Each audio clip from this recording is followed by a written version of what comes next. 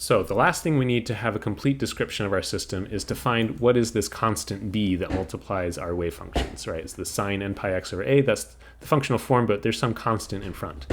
And so in our solution, we didn't have to define b. But similar to how we had boundary conditions on the left and right-hand side of the box, there is a condition on our wave function that we call normalization. So if we remember that taking the square of the wave function is the tells us probability, so psi star times psi, right? This squaring the wave function, and in this case there is no complex part of the wave function, but usually in general this was complex conjugate times the wave function. If we integrate over all the places the particle can be, from 0 to a in this case, in general this will be over all the possible values that we can have for our position of the particle. The question is, what should this integral be equal to? So I want you to pause the video and think about this.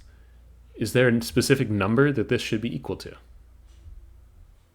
Hopefully it took a second to think about it. And the answer is yes, there is a specific number this is equal to. Because this is a probability and we're adding up the entire probability distribution, we can say that the entire probability distribution has to add up to 1. The particle has to be somewhere inside of the box. And so that gives us a constraint that we use to normalize, normal meaning this equal to 1 process. And so what we can say is that if we take our general form of the wave function up here, so the integral from 0 to a, and put it into this equation, we can solve and find b. So integral from 0 to a, b sine n pi x over a times b sine n pi x over a dx is equal to 1.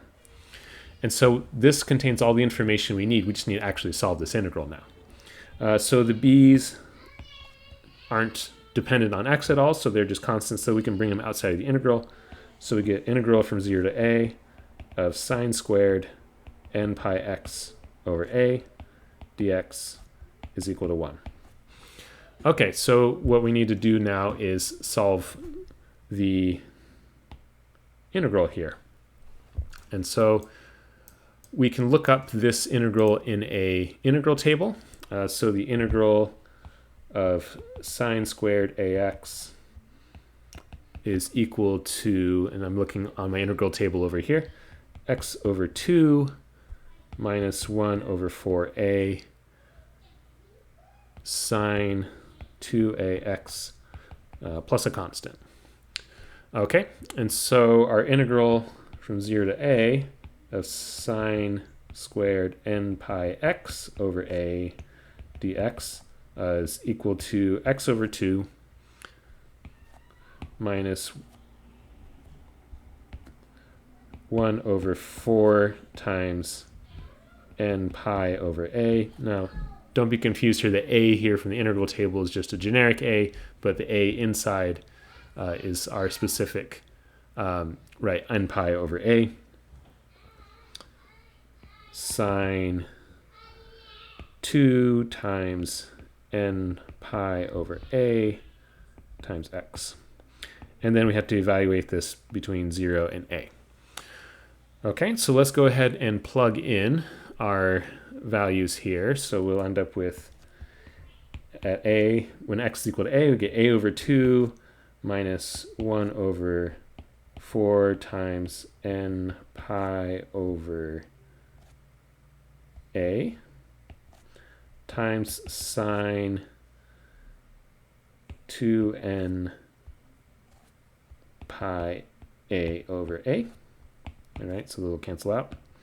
Minus, when we have x equals 0, we get 0 over 2 minus 1 over 4 n pi over a times sine 2n pi times 0 over a. Okay, so we end up with, right, this is equal to 0. Sine of 0 is equal to 0, so the second term completely goes to 0. And we get, give myself a little bit more space here, we get a over 2 minus a over 4n pi times sine 2n pi. Okay, and so, but if we notice this second term, the sine 2n pi, we're always going to have a sine of an integer times pi, and that is also equal to 0. So overall, this integral just reduces to a over 2. Okay, so why were we solving for this integral in the first place? Well, it's the normalization.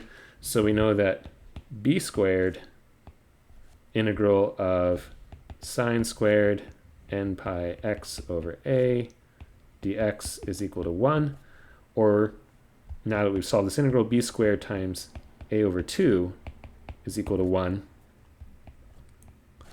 And so we can now go ahead and solve for b. So b squared equals 2 over a, or b is equal to the square root of 2 over a. And so we can plug in this coefficient now, and our wave function is normalized, meaning that if we do integrate over the entire probability distribution, we get a value that's equal to 1. And so our complete solution is that the wave functions for the particle in the box, there's a bunch, now there's several of them, depending on the value of n, is equal to square root of 2 over a sine n pi x over a. Again, where a is the length of the box.